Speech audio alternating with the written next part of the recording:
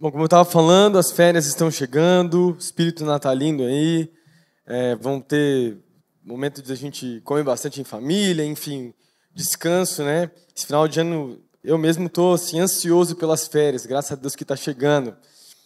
Mas a gente está no nosso último culto e nosso culto hoje é um culto de gratidão. E junto com o culto de gratidão, eu queria terminar as nossas palavras que a gente tem feito em cima da vida de Jonas. E essa palavra eu fui incumbido de ministrar somente por 20 minutos. Será que eu vou conseguir fazer isso? Não sei, vamos ver. De 20 a 25 minutos, ganhei 5 agora, né? 20 minutos, 25. Né? Então, queria que você abrisse comigo lá em Jonas, capítulo 4. E eu prometo que vai ser bem rápido e a minha intenção hoje é falar sobre duas coisas principais na vida de Jonas para finalizar esse livro.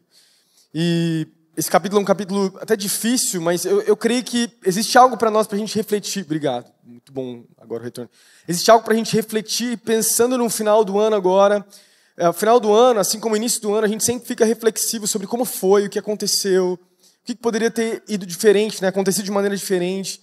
E a gente começa a pensar e fazer planos, inclusive, para o ano que vem. É um tempo para a gente refletir. Eu quero que nessa mensagem agora, para a gente finalizar o ano, eu gostaria que você refletisse na sua vida também. Tá bom? Eu quero, então, ler lá Jonas capítulo 4. A gente vai ler o capítulo todo, é só 11 versículos. Depois quero fazer uma oração e nós vamos entrar na palavra. Amém. Vamos lá, Jonas capítulo 4 fala assim: Jonas, porém, ficou profundamente descontente com isso e enfureceu-se. Deus livrou a cidade de Nínive. A gente falou na outra semana sobre isso. Daí Jonas, então, se enfureceu. Versículo 2, ele orou ao Senhor: Senhor, não foi isso que eu disse quando ainda estava em casa? Foi por isso que me apressei em fugir de Tarsis. Eu sabia que tu és um Deus misericordioso e compassivo, muito paciente e cheio de amor, e que prometes castigar, mas depois se arrepende. Agora o Senhor tira a minha vida, eu imploro, porque para mim é melhor morrer do que viver. O Senhor lhe respondeu: você tem alguma razão para essa fúria? Questionou Jonas. Jonas saiu então, sentou-se num lugar a leste da cidade. Ali construiu para si um abrigo, sentou-se à sua sombra e esperou para ver o que aconteceria com a cidade. Então o Senhor Deus fez crescer uma planta sobre Jonas para dar sombra à sua cabeça e livrá-lo do calor, o que deu grande alegria para Jonas. Mas na madrugada, no dia seguinte, Deus mandou uma lagarta atacar a planta e ela secou-se. Versículo 8. Ao nascer do sol, Deus trouxe um vento oriental muito quente. E o sol bateu na cabeça de Jonas ao ponto dele quase desmaiar. Com isso, ele desejou morrer e disse: para mim seria melhor morrer do que viver. Mas Deus disse a Jonas: você tem alguma razão para estar tão furioso por causa dessa planta? Respondeu ele: sim, tenho. Eu estou furioso a ponto de querer morrer. Mas o Senhor lhe disse: você tem pena dessa planta, embora não a tenha podado nem a tenha feito crescer. Ela nasceu numa noite morreu. Contudo, Nínive tem mais de 120 mil pessoas que não sabem nem discernir a mão direita da mão esquerda, além de muitos rebanhos. Não deveria eu ter pena dessa grande cidade? Amém. Vamos fazer uma oração. Senhor Jesus, muito obrigado por essa noite de gratidão. Muito obrigado, Pai, porque nesse final de ano é um tempo da gente refletir, da gente celebrar também como família, da gente até descansar, caminhar para um momento de descanso. Eu oro para que neste culto agora, conforme a gente for ministrar e refletir algumas coisas com relação à Tua palavra, que nós possamos olhar para Ti, possamos ser gratos por aquilo que o Senhor tem feito nas nossas vidas, por aquilo que o Senhor ainda vai fazer, por aquilo que realmente o Senhor deseja realmente realizar no ano que vem, no ano de 2025. Vem sobre nós nessa noite, em nome de Jesus. Amém. Vamos lá, a gente ministrou já uma série, essa é a quarta palavra sobre a vida de Jonas, e vocês viram agora que é um texto difícil. Texto difícil porque é o final ali do livro, e nesse capítulo que a gente leu agora, a gente acabou de ver Jonas frustrado com Deus, porque Deus tinha perdoado a cidade de Nínive. Vamos lembrar, no capítulo 3, Jonas depois de fugir, Deus trazer Jonas, enfim, todo o contexto, Jonas caminha pela cidade, pregando a palavra, e o povo faz exatamente o que Deus estava querendo. Eles se arrependem, eles se vestem de pano de saco, até os animais ficam em jejum, todas as pessoas, até o rei se arrepende, e Deus então volta atrás, não condena a cidade, não destrói a cidade. E nesse capítulo específico, Jonas está tão frustrado que ele estava desejando morrer. Então é esse o contexto desse livro, Ele bravo, ele irritado com a decisão de Deus de dar misericórdia para para aquela nação. E a gente já falou sobre como aquela nação, a nação de Nínive, era uma nação muito terrível assim, na sua forma de lidar com as outras nações. A gente já falou sobre isso. Mas é interessante como o nosso Deus é o mesmo Deus agora no Novo Testamento, no nosso tempo e no tempo do Antigo Testamento. Nosso Deus é um Deus gracioso, é um Deus cheio de amor. E a gente vai perceber esse escândalo da graça, nesse ato de Deus divino, de perdoar uma nação tão pecaminosa, tão cheia de coisas terríveis, demonstrando o seu amor, a sua graça. Algo que muitas vezes é muito difícil para nós, mesmo como cristãos. Mesmo salvos por Jesus, a gente às vezes tem dificuldade de entender essa realidade. Quando eu pensava nessa mensagem, eu me lembrei, alguns anos atrás, quando meu filho mais velho nasceu, eu me lembro do Gessé, quando eu peguei ele na mão assim, muito pequenininho, você quase consegue segurar ele no braço, e no braço inteiro você segura ele inteiro. O sentimento de amor que vem sobre aquela criança, quando você vira pai assim, de primeira viagem, é muito grande. Você não consegue explicar. Você fica muito assim, protetor, assim. Para aqueles que são pais, acho que a galera entende. Acho que tem poucos aqui pais, mas, enfim. Você entende. Um dia você vai viver isso. Amém? Os homens aí? As mulheres também aí, mães. E uma das coisas que eu me lembro era a minha forma de olhar para aquela criança, para o Gessé, e falar, eu dou minha vida por esse bebê. Eu ainda não entendo completamente o amor que eu tenho por ele. Eu me lembro até mesmo da maneira das enfermeiras pegarem assim o Gessé lá no início, e eu ficava meio assim, de olho assim, falando, tá sendo muito forte a maneira delas levarem, porque acho que eles estão acostumados, as enfermeiras, não sei se tem enfermeira, mas está muito acostumado em levar bebê, mexer, e a gente é muito novo, a gente fica com medo, E eu me lembro que na mesma época que eu estava com o Gessé, assim, pai de primeira viagem, eu lembro que eu vi um documentário até estava me lembrando desse cara, de um serial killer. A Raquel ama serial killers, A Raquel, ela ama ver... ama serial killers. Deixa eu refazer a frase. Ela ama assistir documentários de serial killers.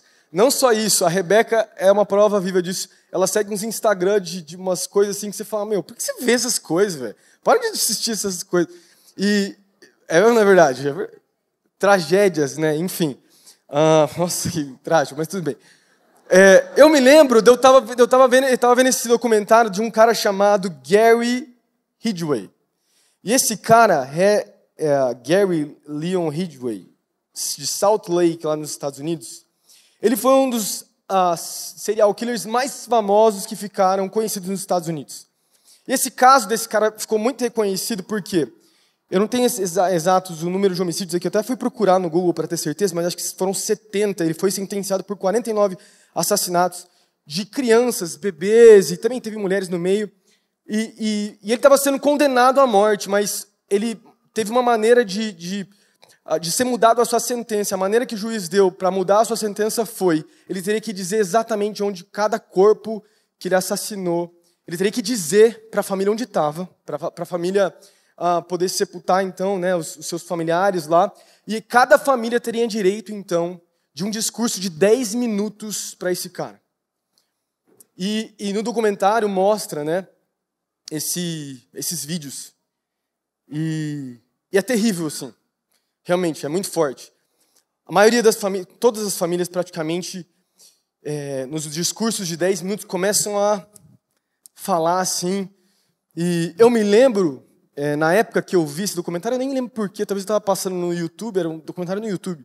E eu caí nesse documentário, eu comecei a assistir e você vai sendo enredado ali pela história, Eu caí nesses depoimentos que foram muito fortes para mim. E você imagina, os familiares irritadíssimos com o cara, e eles começavam a falar, xingar o cara.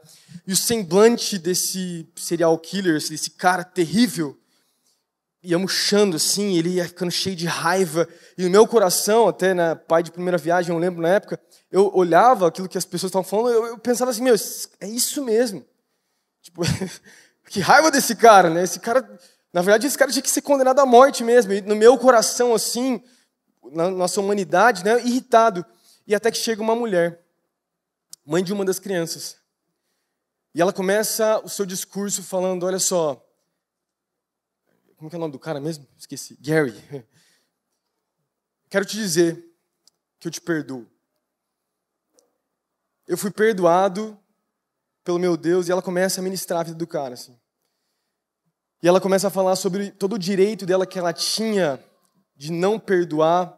Ela entendeu que isso acabou quando ela foi salva por Cristo Jesus. E foi uma coisa tão forte ao ponto do cara que está do outro lado, né, ele começa a chorar, ele ficou muito mal, assim. E foi muito contraditório, assim, todos os depoimentos das pessoas que estavam falando com aquele cara, com aquele assassino. Chega uma mulher que conhecia Cristo, que tinha sido salva por Jesus. E no meio daquele caos, ela tinha todo o direito de ficar irritada e de falar palavras contra aquele homem, né, de amaldiçoar aquele homem, mas ela libera perdão sobre aquele cara. E é muito forte, né, porque eu lembro de ver essa história e falar, puxa, é somente o amor de Cristo que pode realmente fazer a gente viver isso. É por isso que o amor aos inimigos, não só o amor ao próximo, é algo tão paradoxal para nós, que o próprio Jesus nos ensinou a viver. No tempo em que nós vivemos, eu até escrevi, numa cultura que nós, não só no nosso tempo, mas no tempo de Jesus também era, que é impossível você quase viver um perdão plenamente, ou mesmo se torna algo quase que inapropriado você aceitar um perdão, pedir perdão, perdoar os inimigos. Jesus olha e Ele convida cada um de nós a viver nesse nível de entendimento de que nós fomos perdoados, nós somos chamados a perdoar, porque essa é o nosso chamado como cristão.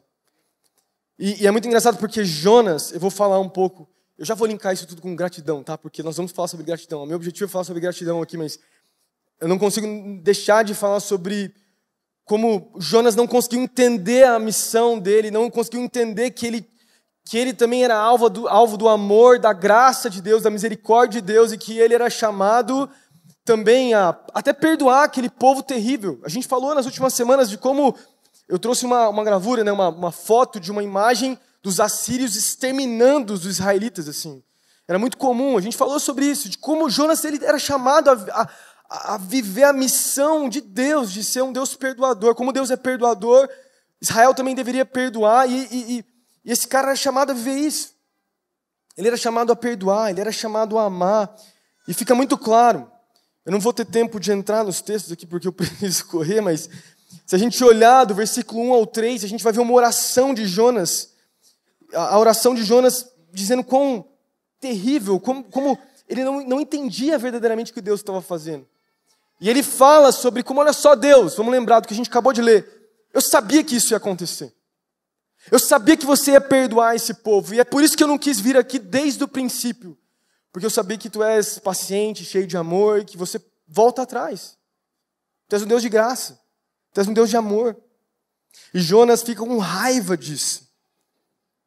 Ele não queria perdão, ele queria uma justiça humana, uma vingança humana. E daí no versículo 4, o próprio Deus, ele fala, né, coloquei aqui, o Senhor respondeu, você tem alguma razão para essa fúria? Você tem alguma razão? Né? Ele é questionado. Daí chega no versículo 6, eu vou pulando aqui, tá, pessoal, por conta do tempo. Mas no versículo 6 é muito interessante a gente pensar que quando Deus ele fala assim, então o Senhor, Deus fez crescer uma planta sobre Jonas para dar a sombra, né, a cabeça de Jonas para livrá-lo do calor, e deu alegria a Jonas.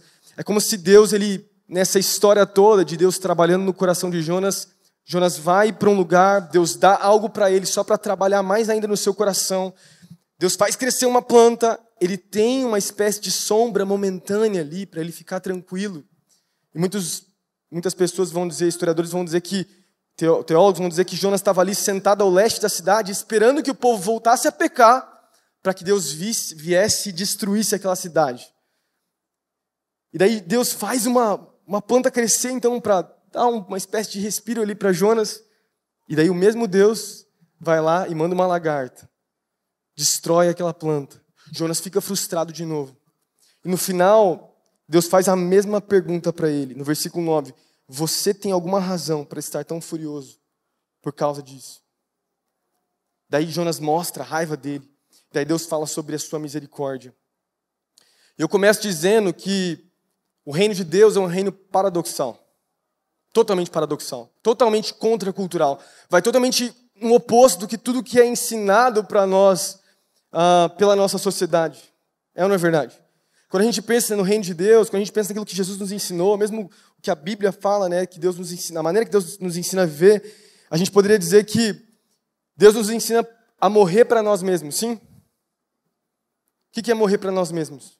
As nossas vontades, os nossos desejos carnais, os nossos sonhos, muitas vezes egoístas. Deus, ele vira para nós, para cada um de nós, ele fala, olha só, isso precisa morrer. Para você ter vida em mim, isso vai precisar morrer. Paradoxal, sim? A Bíblia também diz, Paulo vai falar em 2 Coríntios capítulo 12, versículo 7 ao 10, que a nossa força, a força do cristão, ela vem na fraqueza. Estou esperando a resposta aqui, pessoal. A nossa força vem na fraqueza, exatamente. A nossa força vem na fraqueza. Não na fraqueza do pecado. Tipo, quanto mais eu pecar, mais forte eu sou. Não, não é isso. Mentira. É na ideia, naquele entendimento de quão inadequado muitas vezes eu sou para aquilo que Deus está me chamando a viver. É aquele sentimento que muitas vezes, daí eu vou expor aqui meu coração, eu como pai, às vezes na correria do meu dia a dia, de levar os meus filhos para a escola e fazer as coisas que eu tenho que fazer, talvez você pensando no seu trabalho, as suas responsabilidades naturais, você tem que fazer várias coisas, e você não se sente adequado para aquilo que Deus está muitas vezes fazendo você viver, e você se sente, eu mesmo, às vezes me sinto um péssimo pai. Eu estou lá na minha fraqueza, num dia que parece que eu estou longe de Deus. E naquele momento, quando eu vou para o meu Deus, eu vou para o meu Senhor, Deus, ele vira para mim, ele vira para você na sua fraqueza do dia a dia, ele fala, é na sua fraqueza que eu te torno forte, porque você está dependendo de mim. Paradoxal, sim? Enquanto o mundo vai dizer, olha só, você tem que ser forte, mostre para as pessoas que você é forte. Jesus, ele ensina para nós, então, quanto mais fraco e dependente você é de mim, mais forte você vai ser. Então, a gente teria muitos outros exemplos aqui.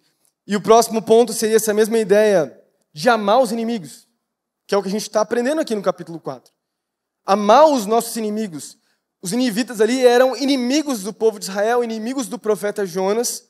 Naturalmente falando, Jonas teria todo o direito de falar o que ele quisesse contra a ideia de Deus de salvar aquele povo. Mas Deus vira para Jonas e fala isso. Amar os inimigos. Pensa nisso. E nós como cristãos, como povo de Deus, nesse reino do nosso Senhor Jesus Cristo, Ele nos convida também a viver esse amor de amar aqueles que muitas vezes, naturalmente, a gente não amaria. Amar os nossos inimigos. Que coisa louca. Que coisa maluca. É até engraçado, até coloquei aqui, nosso mundo não ensina isso. Quando a gente pensa nos filmes, a gente pensa nos nossos políticos. Assistir debate político é a coisa mais engraçada, não é verdade? Muitas vezes não tem nada de proposta, é só um atacando o outro e vingança e... sei lá, enfim. Quando você olha para os filmes, eu estava pensando nos filmes, muitas vezes, os filmes que eu mais sinto prazer de assistir, tipo um John Wick para os homens aí. Pensa no John Wick, velho. O cara mata centenas de pessoas porque o cachorro dele foi morto, velho. Ele vai matar todo mundo porque o cachorro dele morreu, cara. Tá certo, o cachorro tinha sido dado pela esposa, tem todo o contexto. Mas é muito legal. Se você não assistiu ainda John Wick, assista John Wick, que eu tenho certeza que você vai ser... Não sei se você vai ser edificada, mas você vai gostar bastante. Você vai curtir bastante. Mas você percebe que é justiça, tipo assim, justiça. Perdão não é algo natural para nós. Perdão não é algo normal para nós vivermos. Mas Deus nos convida a viver o perdão. Paulo vai falar em Romanos capítulo 12, versículo 19. Ensinando sobre o perdão, ele vai falar, amados, nunca procurem vingar-se, mas deixem com Deus a ira, pois está escrito, minha é a vingança e eu retribuirei. Se você e eu não vivemos o perdão, o aceitar perdão, liberar perdão, a gente vai apodrecer por dentro. E é provado até mesmo cientificamente, psicologicamente falando, que as pessoas que guardam a amargura e não liberam perdão, a mágoa destrói por dentro, regaça com a gente nem percebe. O cara que fica preso até em situações do passado, ele não consegue levar adiante a sua vida, não consegue conduzir a sua vida conforme, inclusive, Deus deseja. E o Senhor nos ensina a viver isso. E quando a gente pensa, inclusive, no povo de Deus, pensa na igreja primitiva, a igreja primitiva era um povo completamente paradoxal nesse mesmo sentido de amar os inimigos, perdoar os seus inimigos, viver o que Cristo viveu. Tem um historiador chamado... Meu Deus, eu preciso correr. Mas tem um historiador chamado Will Durant, e ele é um estudioso ali da igreja primitiva, e depois dos primeiros séculos da igreja, ele vai dizer que a igreja primitiva, ela era tão paradoxal, ela vivia o perdão, e o perdão foi um instrumento de Deus para que Cristo vencesse César, isso que ele fala. Ele fala assim, ó, não há maior drama em toda a história humana do que alguns cristãos perseguidos e oprimidos pelos imperadores romanos, permanecendo nos julgamentos com coragem, multiplicando-se silenciosamente, trazendo ordem em meio ao caos, lutando contra a espada e a brutalidade com a esperança e a oração. Através do perdão, Cristo e César se encontram na arena e no final, Cristo vence. Como que os cristãos lutaram contra a perseguição no primeiro século? Não foi através da vingança. Não foi através da luta, foi através do perdão. Foi através do amor, foi através de viver nesse lugar. Porque eles entendiam que assim como as pessoas que precisavam do perdão de Deus, os cristãos também entendem que nós não somos bons. Que nós também somos merecedores da ira de Deus, mas a diferença é que nós fomos perdoados. Nós entendemos o nosso lugar, nós entendemos que a misericórdia de Deus nos encontra todos os dias. E nós entendemos que o nosso Deus caminha conosco, um Deus que nos perdoa todos os dias, é um Deus que caminha lado a lado todos os dias conosco. E o entendimento de que Deus está comigo, com você lado a lado, nos faz perdoar e liberar perdão de uma outra forma. Por quê? Porque o entendimento que a autoridade de Deus está sobre nós, sobre as nossas vidas todos os dias, nos faz viver de uma outra forma. Deixa eu dar um exemplo bem simples, até coloquei aqui, coloquei muita coisa até. É na presença de autoridade que nós ficamos conscientes daquilo que a autoridade nos chama a viver, aquilo que Cristo nos chama a viver. Vou dar um exemplo aqui que talvez a Raquel não vai gostar, mas tudo bem. Quando eu tô... A Raquel tá aqui, ela chegou agora, né? Mas quando eu tô dirigindo o carro com as crianças, a minha esposa, os meus amigos que me conhecem um pouco mais, sabem que eu ando um pouco rápido no carro, né? O Paulinho vai saber disso. Mas quando eu tô com a minha esposa do lado, ela me lembra da autoridade, das leis, do trânsito. E eu tomo muito cuidado para dirigir, inclusive porque eu tenho filhos no carro, né? Mas quando eu estou sozinho, a conversa muda, eu preciso ser bem sincero com vocês. Mas quando eu entendo que às vezes tem alguém até me olhando, a maneira da gente entender que existe uma presença de uma autoridade nos olhando, nos faz viver muitas vezes coisas que nós não viveríamos por conta própria. Meu ponto com toda essa história bem ridícula nesse momento é o que? Se você entende que Cristo te perdoou e que Ele caminha com você todos os dias, você tem a consciência de que você é chamado a perdoar, liberar perdão, estender misericórdia, graça e amor sobre as pessoas que muitas vezes estão próximas a você. Não entendeu o que eu estou falando? E esse é o chamado de Deus para mim e para você. E Jonas não conseguia entender isso, tanto que o livro acaba sem final, cara. Esse é o último relato da vida de Jonas. A gente citou que no livro de Reis falam algumas coisas mais sobre o profeta, que ele fez algumas coisas erradas, inclusive, mas acaba aqui. E Deus estava tentando tratar o coração de Jonas. Jonas estava preso nesse lugar. Jonas, e daí eu quero entrar na parte de gratidão, que a gente quer falar bastante sobre isso nessa noite. Jonas não entendia, ele não tinha gratidão, que ele tinha sido perdoado. Que Deus também tinha liberado da sua graça, do seu amor sobre a sua vida. E por isso ele não conseguia viver completamente a missão de Deus. Não conseguia viver completamente aquilo que Deus tinha para a vida dele. Eu garanto para você que um coração grato, se Jonas tivesse um coração grato, de entender o que Deus tinha feito, tanto por Israel, quanto pelo próprio profeta, a maneira dele lidar com aquilo que ele estava vivendo seria completamente diferente. Eu não sei como foi o seu ano, o ano de 2024. Eu não sei quais foram as coisas que você viveu, as marcas que você recebeu nesse ano, as experiências que você passou, coisas que você se arrepende, coisas que você não se arrepende, foram muito boas, passos que você deu em fé, inclusive. a profundidade, talvez, que você conheceu a Cristo nesse ano. Eu não sei as coisas que nós vivemos hoje, aqui de maneira geral. Uma coisa eu sei, se nós tivermos consciência de que a presença de Deus está conosco, se nós realmente tivermos fé de que Jesus caminha lado a lado conosco, eu te garanto que nós vamos viver de maneira diferente no ano de 2025.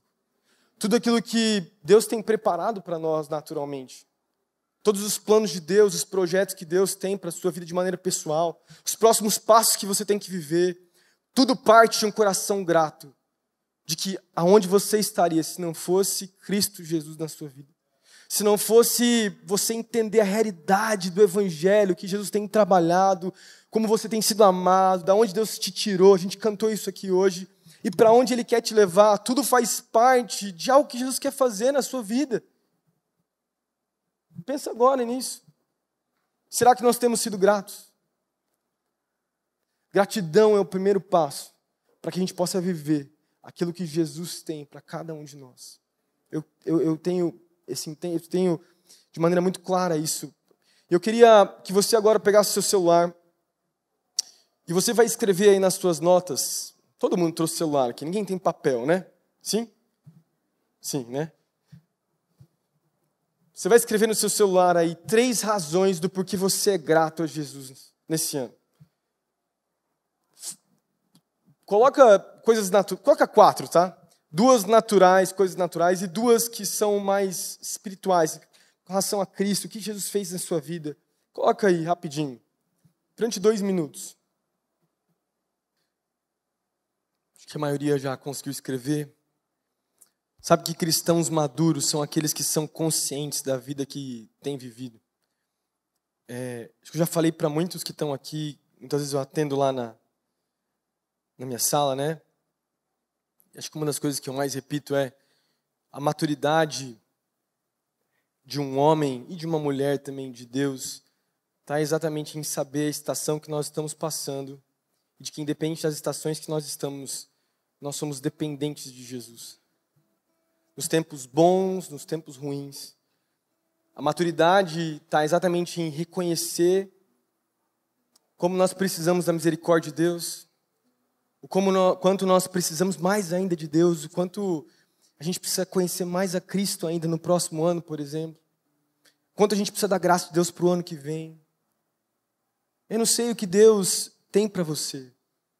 Não sei o que Deus tem para você, eu não sei aonde Deus quer te levar. Eu não sei, talvez áreas que talvez Jesus precisa curar ainda no seu coração. Mas uma coisa eu sei. Nós precisamos estar conscientes daquilo que Jesus está fazendo no nosso meio. Quando eu olho para o ano de 2024, a gente estava conversando com os supervisores. Eu sei que talvez eu estou me adiantando aqui. A gente vai ter um tempo de honrar depois eles, honrar os líderes, honrar todos nós, vamos honrar todos aqui, né? Mas uma das marcas que Jesus ele deixou para nós nesse ano foi o conhecer a Jesus mais e mais. Foi de olhar para Cristo, entender que nele nós temos tudo, que nós precisamos dele mais e mais.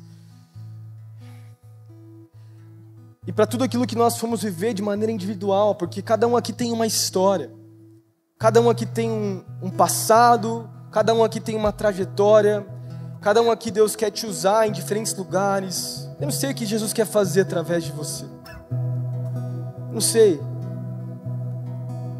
mas independente do que nós fomos viver naturalmente no ano de 2025, nós precisamos mais ainda de Jesus, nós precisamos conhecer mais ainda Ele.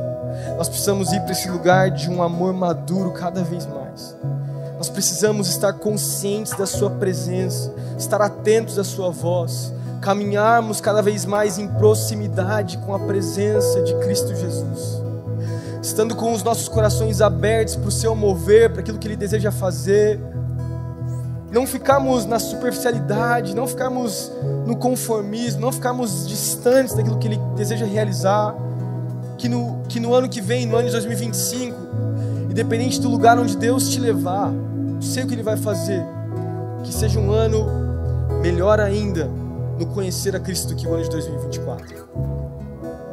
Conscientes de que as misericórdias de Deus têm nos alcançado todos os dias, mas também caminhando em fé para aquilo que Jesus tem para cada um de nós. Você pode ser grato nesse momento?